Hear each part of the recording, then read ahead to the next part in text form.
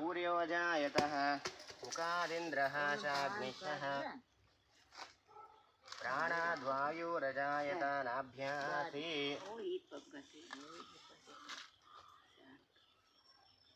अंतरिक्षं शीष्णो द्योतमवर्ततः पद्भ्यां भूमिर्दिशश्चोत्राततः लोका कल्पयन् सप्तास्य आसन् परिदयश्री सप्तः समीरकृताः देवा यद्यज्ञम् तन्वानः अबद्धन् पुरुषं वशं यज्ञेनः यज्ञमयजन्तः देवास्तानि धर्माणि प्रथमानि आसन् देहनाकं महिमानः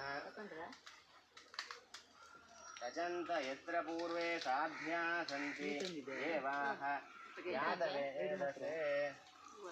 सुनवाम सोममराति यतो निदहाति वेदाः जनः परषदति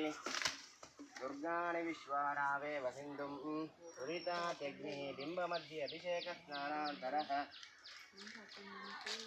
गन्धं दर्शयामि हि गन्धद्वारां दुरादुर्शां नित्यपुष्टां करीषिणीम् ईश्वरीं सर्वभूतानां सर्गाः अवादमृतानि विश्वः ऋति हृदाश्च पुण्डरीकाणि समुद्रस्य ग्रहाइमे पुष्पाणि समर्पयामि नामपूजाख्यं कर्म करिष्ये ओं सर्पाय नमः अनन्ताय नमः शेषाय नमः कपिलाय नमः नागाय नमः गुलिकाय नमः शङ्खपालाय नमः भूधराय नमः तक्षकाय नमः सर्पादि सुब्रह्मण्येश्वराय नमः